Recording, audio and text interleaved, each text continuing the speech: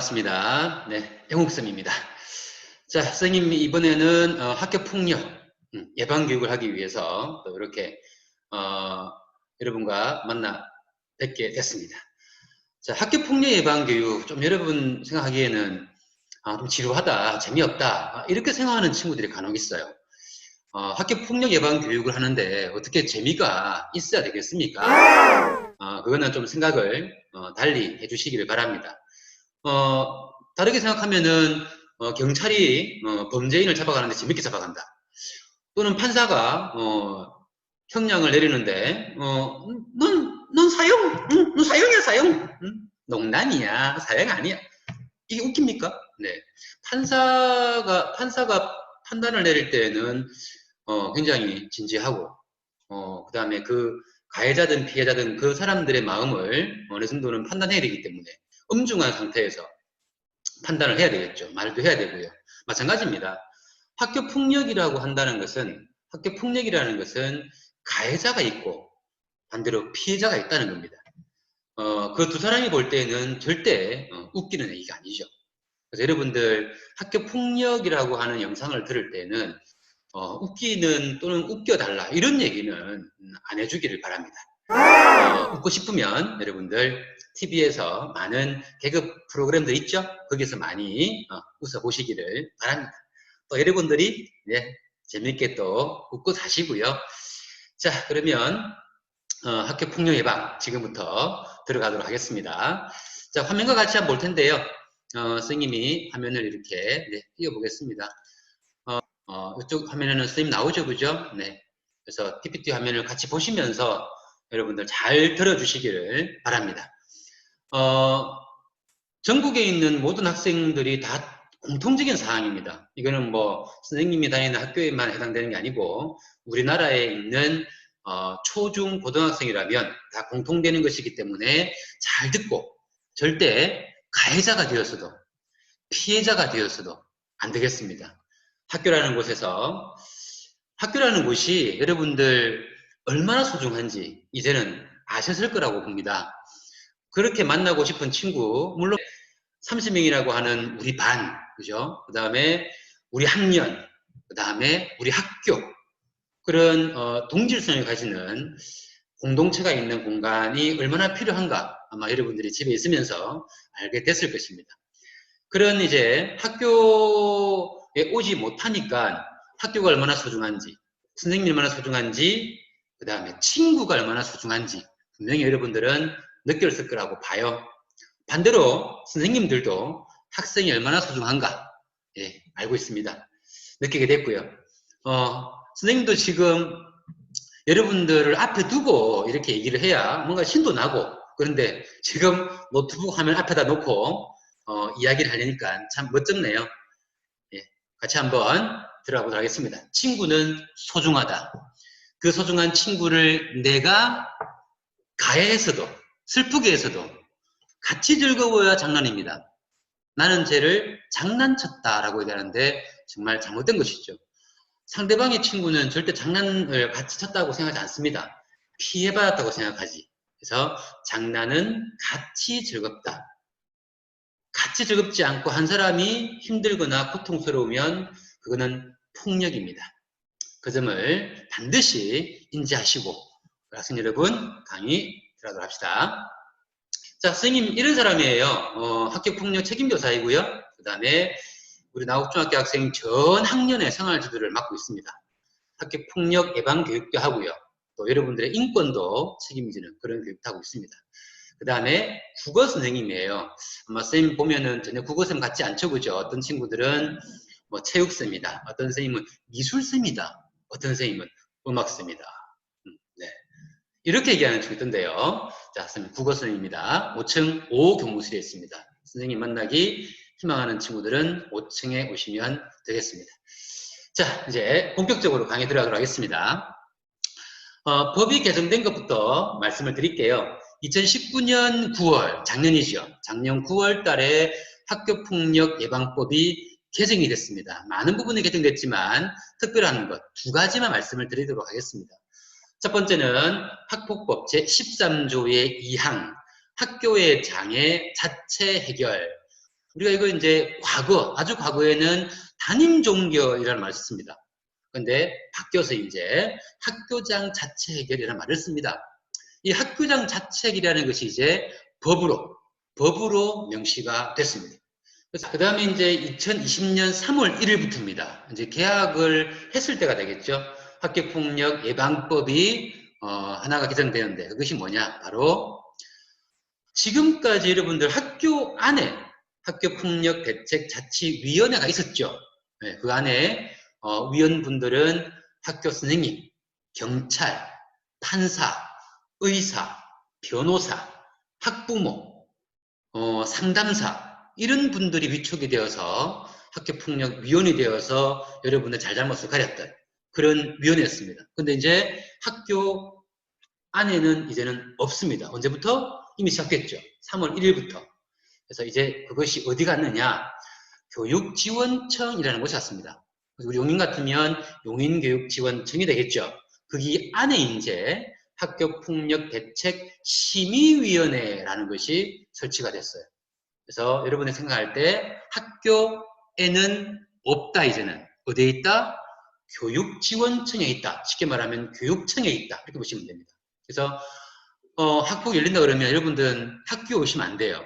학폭이 열린다 그러면 어디로 가느냐? 바로 교육청으로 가야 된다. 이렇게 이해하시면 되겠죠.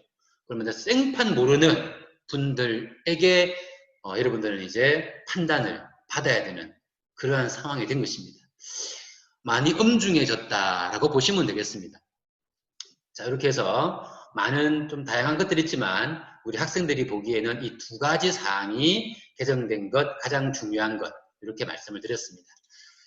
자, 이제 법으로 만들어진 이 학교장 자체 해결 이 되기 위해서는 어떤 조건이 필요하냐라는 겁니다. 조금 더 부연 설명을 해드리면 조금 칠판을 이렇게 보도록 할게요. 보시면은 여러분 두 가지를 생각하셔야 돼요. 한 가지는 학폭위에 회부가 된다라고 하는 한 가지가 있고요. 그 다음에는 조금 전에 말했던 학교장 자체 해결. 이렇게 폭이라는 게 여러분들이 학교폭력의 가해자가 되었다, 피해자가 되었다 이렇게 됐을 때는 이렇게 두 가지 선에 무조건 가게 되어 있습니다. 그래서 결국은 학교 안에서 해결할 것이냐 아니면 학교 안에서 해결하지 못하고 드디어 학교폭력대책심의위원회 교육청으로 갈 것이냐라는 두 가지 갈림길에 있다는 것입니다. 당연히 여러분들 학폭이 생기면 안 되겠지만 학폭이 생겼을 때 내가 가해자다 그러면 2번 쪽으로 가고 싶겠죠, 당연히. 그럼 2번으로 가기 위해서는 어떻게 해야 되느냐라는 거예요. 학폭이 심의위원회, 교육청까지 안 가기 위해서 어떻게 해야 되느냐라고 하는 게 바로 2번이에요. 그래서 학교장 자체 해결, 학교에서 학교장이 자체적으로 해결할 수 있는 사건을 두고 하는 말이에요.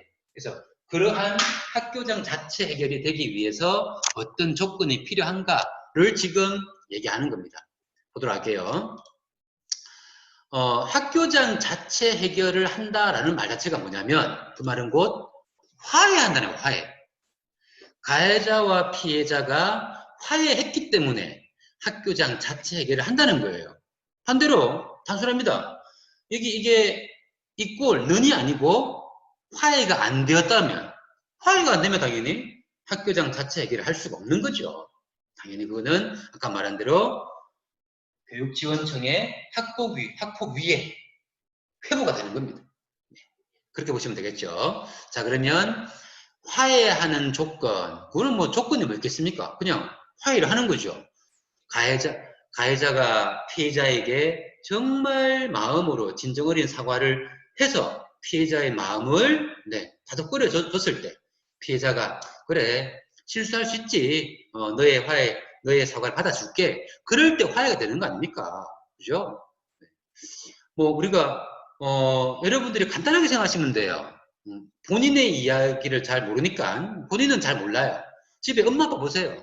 엄마 아빠가 두 분 싸우잖아요. 어우, 싸울 때는, 어우, 둘다 엄마 아빠 헤어지면 어떡하지? 그러다가 갑자기 두 분 중에 한 분이, 아, 여보 미안해. 그럴 때 또 언제 싸우냐는 듯이 화해가 되잖아요. 맞잖아요. 예, 그럴 때 엄마 아빠가 법정으로 갑니까? 아니잖아요. 또 여러분들, 형이나 동생, 누나, 그죠? 오빠, 피 터지게 싸우잖아요. 그죠? 예? 진짜로 피가 터지잖아요. 팍 터지잖아요. 예. 그렇게 피 터지게 싸우다가도 어떻게 돼요? 다음날, 그 다음날 되면 언제 싸우냐는 듯이 또 화해하잖아요. 예. 누군가가 화해의 손길을 내밀었죠. 물론 우리는 가족이기 때문에 뭐 조금 이해하는 마음을 가지고 뭐 조금만 사과해도 쉽게 풀리잖아요.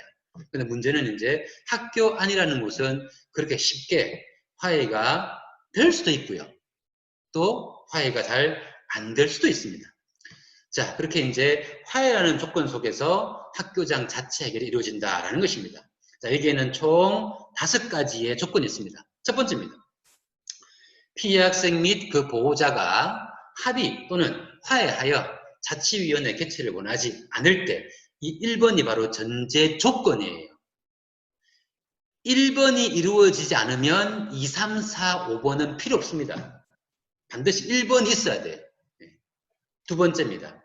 2주 이상의 신체적, 정신적 치료를 요구하는 진단서를 발급받지 않은 경우에 쉽게 말하면 진단서 발급이에요. 5주, 4주의 그런 치료를 받아야 된다. 근데 진단서를 제출하지 않고 화했어요. 그러면 학교장 해결이 된다는 것입니다. 간단하게 생각하시면 됩니다. 진단서를 발급받지 않은 경우라는 겁니다. 세 번째입니다. 사사상 피해가 없거나 즉각 복구된 경우.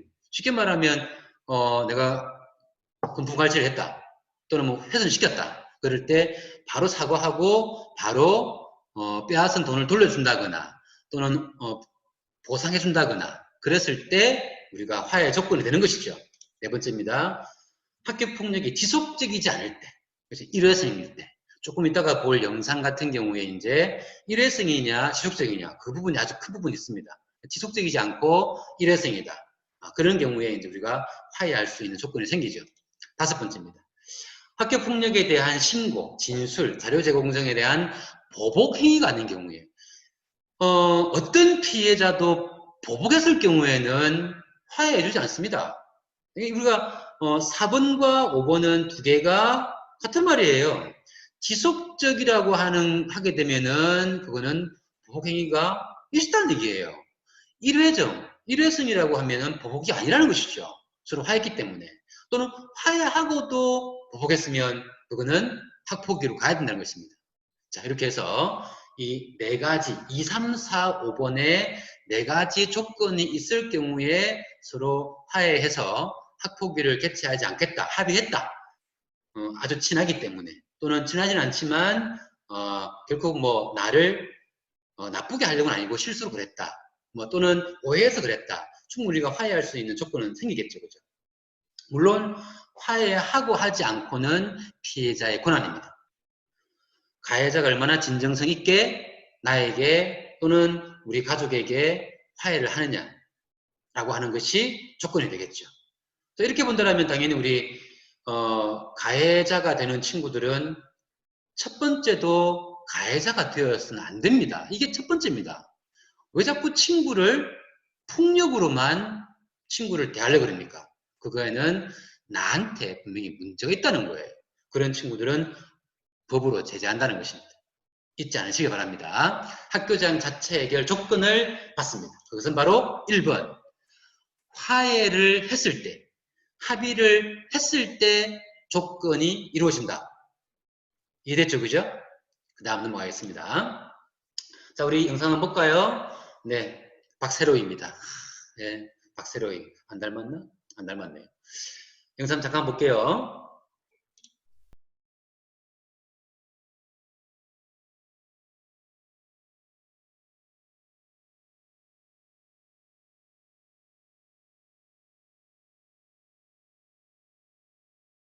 자, 이 영상에 여러분들 2가지를 볼 수가 있죠. 뭐 크게 보면 3가지, 4가지, 5가지 여러 가지를 볼 수 있습니다. 선생님 눈에 띄는 것은요. 이 가해자가 눈에 띄는 게 아니고 여러분들 누가 눈에 띕니까? 무엇이 가장 잘못됐다고 보이십니까? 그렇죠. 이 피해자 주변에 있는 방관자들이에요. 한 명, 두 명이 아니에요. 그 반에서 수십 명의 아이들이 이렇게 피해자가 피해를 당하고 있음에도 불구하고 전혀 신고하지 않는다는 점이죠. 자, 그 점에서 여러분들은 박세로의 이거는 하나의 드라마이기 때문에 드라마에 나오는 박세로이처럼 나와서 정의의 사도처럼 나와서 폭력을 행사해서 이렇게 한다. 그런 것보다는 선생님에게 와서 신고하시면 됩니다. 어떤 친구들은 신고하면 또 얘가 저를 어떻게 할까봐 이렇게 무섭게 생각하는 친구도 있는데 선생님들은 절대 누가 신고했는지 알려주지 않습니다. 그 점을 잘 이해하도록 하시고요. 그래서 방관자에 대한 것은 방관자 역시 처벌받습니다. 잊지 않으시길 바라겠습니다. 자, 두 번째 영상 보도록 할게요. I'm so sick of lying. You gotta know that.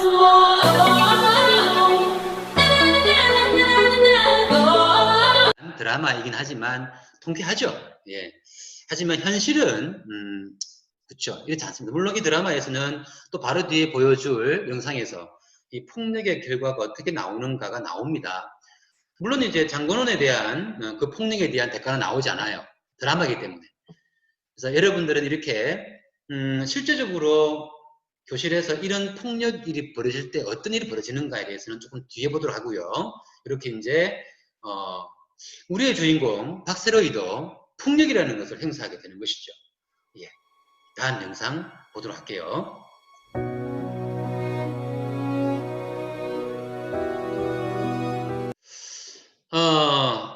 박세로이도 멋있지만 선생님은 이 세로이의 아버님이 더 멋지다고 생각합니다. 예. 세로이를 만든 건 바로 아버지죠. 참 멋진 아빠네요. 나도 세로이 아빠처럼 되고 싶네. 자, 이렇게 해서 이제 폭력에 관해서 여러분들이 생각해 볼 수 있는 이 영상인데요. 친구의 아버지는 나의 아버지 회사의 회장님이다. 내가 그 친구를 때렸다에 대한 결과는 아버지는 그 회사에서 사직, 쉽게 말하면 잘렸다. 이러한 결과를 낳게 되는 것이죠. 내 아들이 정의롭게 행동했을 때 아빠는 아들의 행동과 같이 간다. 얼마나 멋있습니까? 물론 이거는 뭐 드라마긴 하지만 드라마가 아니어도 실제로 일어날 수 있는 일 정도는 되겠죠. 자, 여러분들은 지금 어떻게 봤습니까? 충분히 현실에서 일어날 수 있는 일들이죠. 교실에서 또는 학원에서 또는 집에 가는 길에 내가 아는 사람이 또는 모르는 사람이 골목길에서 맞고 있다. 그럴 때 여러분들이 골목 안에 들어가서 영화처럼 드라마처럼 그 현장을 정리할 수는 없어요. 선생님도 그렇게는 못합니다. 당연히 지나가면서 112에 경찰에다가 신고하는 것이 우리들의 올바른 행동이겠죠. 하물며 교실에서 또는 복도에서 화장실에서 또는 어색한 학교의 어느 뒷골목에서 친구가 맞고 있다.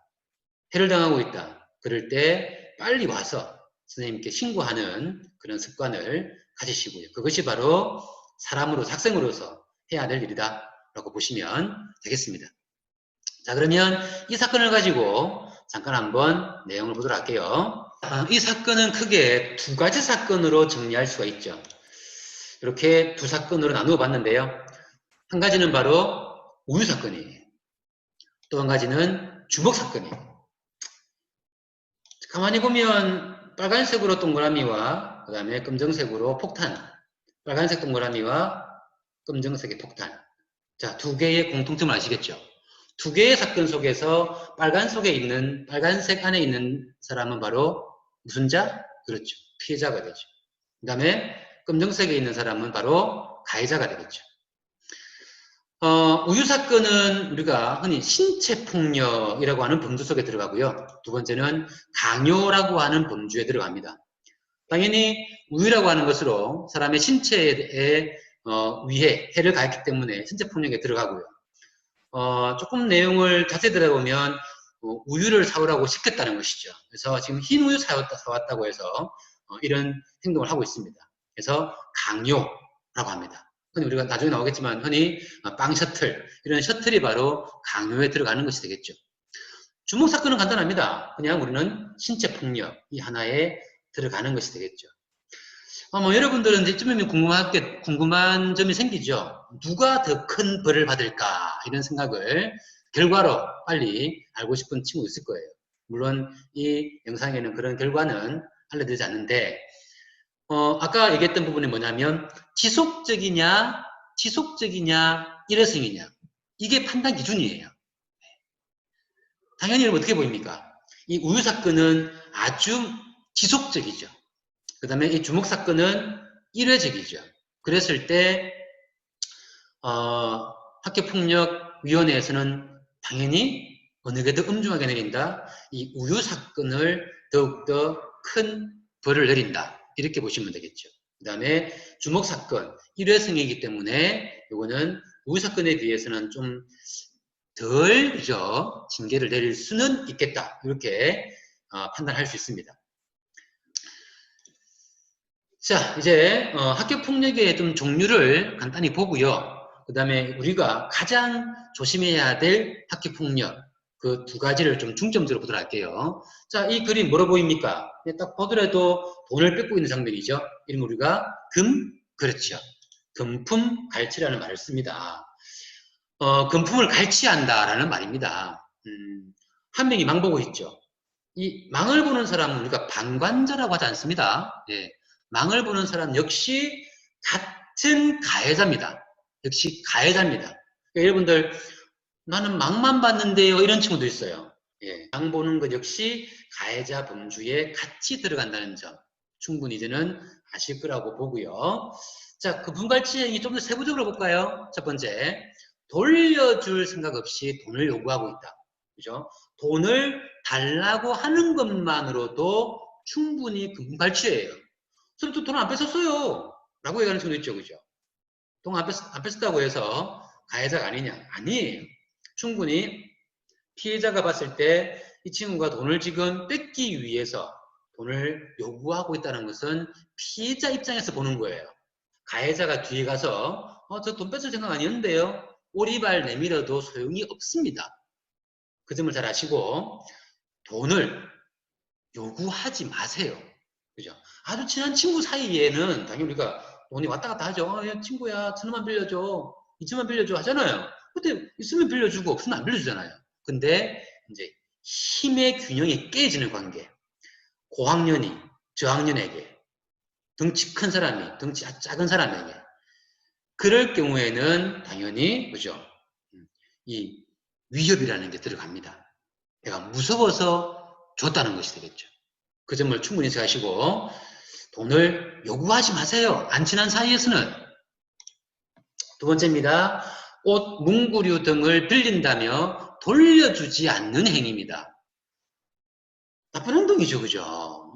이걸 갖다가 여러분들은 가해자가 되고 나서 나중에 들키고 나면 이상한 말로 포장을 해요. 아무 소용 없습니다. 세 번째입니다. 일부러 물건을 망가뜨리는 행위. 이건 역시 이제 그 친구가 싫어서, 그 친구 짜증이 나서 몰래 망가뜨립니다. 나쁜 친구들이죠. 마지막으로 돈을 걷어오라고 하는 행위. 이런 경우는 학교에서 상당히 많습니다. 특히 고학년이 저학년에게 또는 힘센 친구가 약한 친구에게 야, 내일 내 생일이야. 알지? 분명히 이 말 속에는요. 돈을 걷어오라는 말은 없어요. 뭘 달라는 말이 없습니다. 근데 내 생일이야. 알지? 무슨 말이에요? 다 알잖아요. 알잖아요. 그죠? 네. 나중에 쌤 저는 아무것도 아무 일 안 했어요. 그냥 생일이라고만 얘기했는데요. 이렇게 오리발 내미는 친구들이 있어요. 그 말 속에는 그죠? 돈을 가지고 오건 아니면 그죠? 과자를 사오건 안 사오면 그렇죠. 네. 죽인다 이 말이죠. 그죠? 당연히 그런 말이기 때문에 돈을 걷어오라고 하는 행위라는 말 속에는 위협이나 협박이 당연히 들어있는 말들도 포함되는 것이 되겠죠. 자, 그 다음에는 이제 뭐로 보입니까?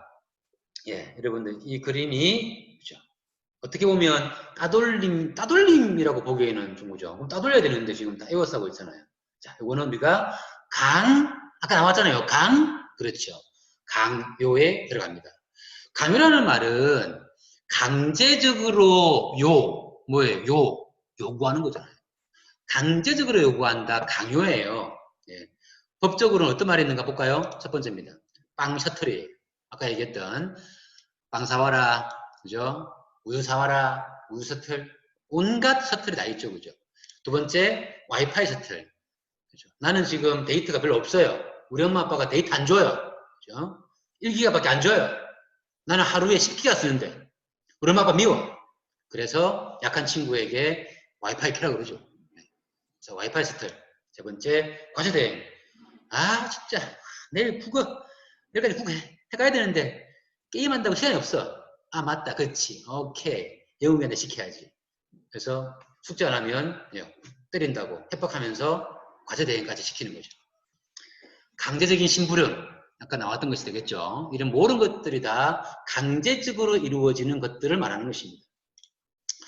자, 이제 뭐로 보입니까? 네, 딱 보더라도 금방 알겠죠. 네. 그렇죠. 바로 언어폭력에 들어갑니다. 자, 이제 지금부터 얘기하고자 하는 이 두 가지가 이제 언어폭력과 함께 그 다음 나오는 거. 지금 여러분들이 가장 조심해야 될 것, 주의해야 될 것. 바로 첫 번째가 언어폭력이에요. 언어폭력 그러면 제일 첫 번째 뭐부터 하지 말아야 돼요? 언제나 김영욱 선생님이 이 말 하지 마라, 이 말 하지 마라 하잖아요. 그거 뭐예요? 두 글자. 그렇죠. 바로 한 글자도 가능하네요. 그죠? 한 글자. 한 글자 뭐? 이응으로 시작해. 나 안 해. 맨날 쓰니까. 그렇죠. 바로 욕설. 한 글자로 욕. 그죠? 욕설. 아, 이거 큰일이에요. 욕설은 조금 이따가 자세하게 보도록 하겠습니다. 언어폭력에 들어가는 두 번째, 비하하는 발언. 비하. 그렇죠? 비하. 정말 나쁜 말입니다. 세 번째, 협박. 자, 언어폭력의 3대 용어입니다. 욕설, 비하, 협박. 그렇죠? 이거 세 가지를 다 해버린다. 3종 세트 다 해버렸네요. 아이고야, 이 선물인데 세트인데. 욕설, 비하, 협박을 한꺼번에 다 하게 되면 이거는 엄청난 일이 벌어지는 것이죠. 네. 개인적인 생각으로는 이 세 가지를 다 했더라면 아마 그 학교에 같이 있기는 힘들지 않을까라고 하는 추측을 해봅니다. 자, 그러면 욕설에 대해서 한번 좀 자세하게 보도록 할게요. 욕설은요, 일단 친구 사이를 갈라놓아요. 이게 여러분들 중요하게 생각해야 됩니다. 근데 욕을 아무리 써도 우리 친구 사이가 잘 안 갈라지죠? 그 이유가 있습니다. 욕설은 뭐냐? 남의 인격을 무시하는 모욕적인 말이에요. 또는 저주하는 말이에요. 여러분들 가만히 보세요. 내 인격을 상대방이 무시하는 모욕적인 말이에요. 무시하는 것만 해도 기분 나빠 죽겠는데 거기다가 모욕까지 섞여 있는 거예요. 이걸 계속 써야 되겠습니까? 저주하는 말. 이걸 써야 되겠습니까? 여러분들 현대인 학생들은요. 이 욕이 너무 입에 배어 있어요. 입에 붙어 있어요. 이런 모욕적인 욕설을 나는 왜 듣고 있는가? 그 이유를 한번 설문을 알아봤습니다. 당신은 왜 친구가 나에게 쓰는 욕을 왜 듣고 있습니까? 물었더니 첫 번째, 가장 큰 이유죠. 아유, 듣기는 쉽지만요. 친구라서 참아요. 친구니까 참는 거예요. 그 욕이 듣기 좋아서 아름다워서 듣고 있는 게 아니고요. 친구기 때문에 어쩔 수 없이 참는 거예요. 그 점을 잊지 마세요. 두 번째입니다. 짜증이 나요. 그러니까 나도 같이 욕해요. 그죠? 그럼 여러분들 남학생들 욕 잘하는 친구들, 여학생 욕 잘하는 친구들 가보세요. 둘이서 욕 배틀. 누가 더 욕을 잘하나? 그러니까 뭐 친구고 서로 욕하니까 서로 기분 나쁘고 끝나잖아요. 이제는 아무렇지도 않다. 예. 이제는 아무렇지도 않다. 너무나 많이 써서 초등학교 때부터 예, 중학교 1, 2, 3학년 때까지 맨날 쓰니까 들으니까 이제 아무렇지도 않아요. 그렇게 돼버렸다는 거예요. 하지만 이 욕설은요, 우리의 마음을, 우리의 정신을, 우리의 정서를 서서히 갉아먹고 있습니다. 나도 모르게 욕설을 듣다가 친구한테 화를 버럭 낼 때가 있습니다. 근데 참았던 스트레스가 나오는 거죠. 이제는 그 욕설에서 벗어나야 됩니다. 나부터 욕설을 쓰지 마세요. 나부터 욕하지 마세요. 그 다음에 친구에게 야, 앞으로 우리 대화할 때 욕하지 말자. 욕 빼고 얘기하자. 그렇게 말하셔야 돼요. 그러니까 여러분들 집에서 엄마가 반찬 해주는데 너무나 맛있어가지고 우와 존나 라는 말을 써버리는 거예요. 자기도 모르게. 그러니까 엄마가 아빠가 황당해 그저없죠.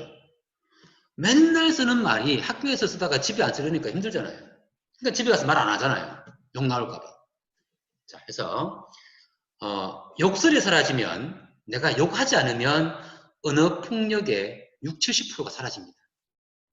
자, 당부합니다. 절대 욕을 쓰지 마세요. 자, 그 다음에 이제 가장 여러분들이 주의해야 될 것. 딱 봐도 뭡니까? 그죠? 사로 시작해요. 사. 그죠? 사이버 폭력입니다. 가장 지금 문제가 되고 있는 사이버 폭력. 큰일이에요. 빨리 이것이 사라져야 되는데 우리가 하루 종일 여러분들은 특히 우리 초중고 학생들은 사이버 안에 있을 때가 많습니다. 선생님도 이제 온라인 계약을 하다 보니까 사이버 안에 있는데 채팅은 별로 하지 않습니다. 계속 지금 강의를 짜고 영상 만들고 있다 보니까 근데 여러분들은 항상 채팅방에 페이스북 채팅방 그죠? 카톡 채팅방 온갖 채팅방에 들어있어요. 그 다음에 글을 업로드 시키죠. 사진 업로드 시키고요. 자 그러다 보니까 항상 사이버에 노출이 되어 있습니다. 자, 그런 사이버 폭력 어떤 것이 있는가 보도록 할게요. 첫 번째, 저격글이에요. 일단 저격글은 내가 싫어하는 친구에게 욕하기 위해서 쓰는 말입니다. 저격글. 두 번째, 사이버 욕설, 모욕이 당연히 포함되어 있는 것이죠. 세 번째, 허위글, 그죠? 허위로 그 사람을 나쁘게 만드는 것이죠. 유포합니다. 카톡 감옥에 갇혀가요. 그 한 명을 갖다가 나가면 들어오게 하고 나가면 들어오게 하고 여러 명이서 한 명을 카톡 감옥에 가두죠. 사이버 성희롱, 그죠? 남학생들이 여학생에게, 여학생이 남학생에게 또는 서로 성희롱하고 요즘에는 조금 이게 선생님이 다녔던 어른들 세계와 다르게 서로 성희롱해요. 그리고는 신고합니다. 누가 성희롱을 더 심하게 했다 말다 이런 식으로 신고를 해요. 자, 그래서 이것들의 모든 그 집합체인 이제 N번방 사건이 터진 거죠. 정말 선생님이 이 N번방에서의 피해자는 얼마나 힘들까 지금 생각해도 마음이 아픈데요. 이 모든 사이버상의 모든 폭력들을 우리가 사이버 폭력이라고 합니다.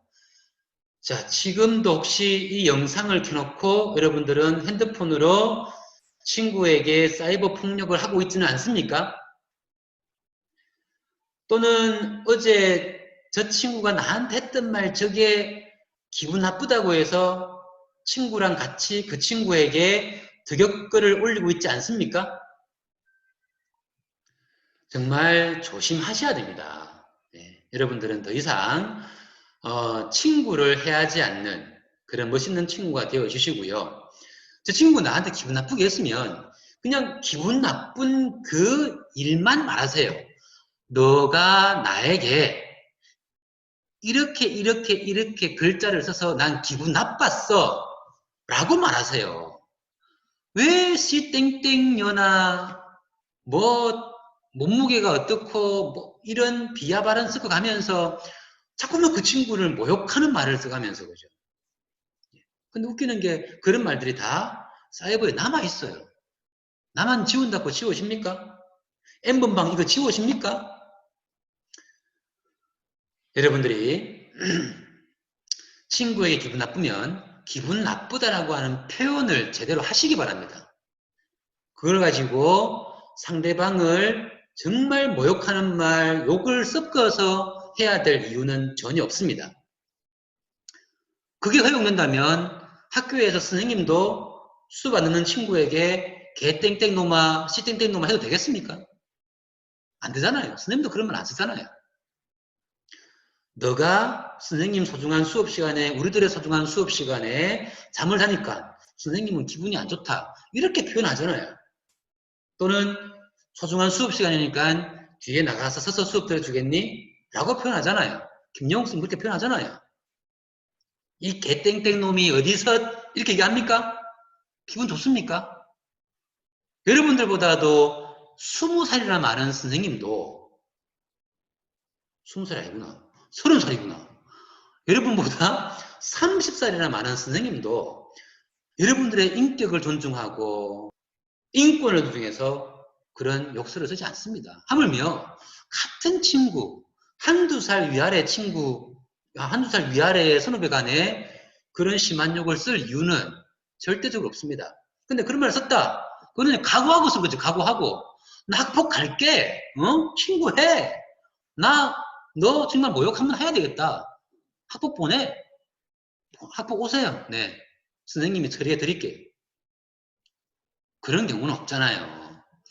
기분 나쁜 나머지 선택을 잘못한 거예요. 어떤 말을 쓸 것인가. 자, 이 시간 선생님 강의를 들은 친구들은 이제 선택할 수 있습니다.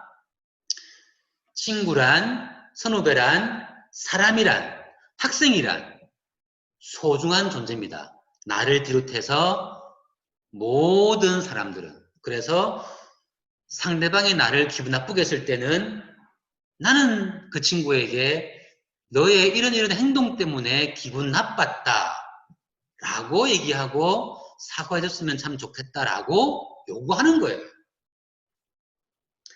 그 부분을 충분히 이해하시고 이 N번방 사건에서 피해자의 말을 들으면서 한번 여러분들도 생각을 해보시기 바랍니다. 이 범죄 피해자들은 지금 이 순간에도 고통받고 있습니다. 가해자들이 붙잡혀도 피해자들 상황은 별반 달라진 게 없다는데 오히려 가해자들이 가벼운 처벌을 받고 얼마 후 다시 세상에 나올까봐 잠도 제대로 이루지 못합니다. 밥을 먹다가도 잠을 자다가도 샤워를 하다가도 그냥 24시간이 힘들었어요. 뭐 악몽을 꾸고 그냥 그런 것도 내가 못 잊으니까 내가 못 내려놓으니까 계속해서 그냥 그런 꿈들만 꾸는 거예요. 혹시나 자신을 자책하는 피해자가 있다면 꼭 기억해 주세요. 당신의 잘못이 아니라 반성하지 않고 바뀌지 않는 우리 사회의 잘못으로 수많은 N번방이 생겼다는 것을. 범죄 가담을 하고 방관했던 그 사람들에게 걸맞는 형량을 부여하고 그 사람들이 가지고 있는 그런 피해 자료들 철저하게 수사하고 후에 더 이상 그런 영상들이 돌아다니거나 하지 않았으면 좋겠고. KBS 뉴스 불꽃입니다. 자, 우리 학생들 영상 잘 보셨죠?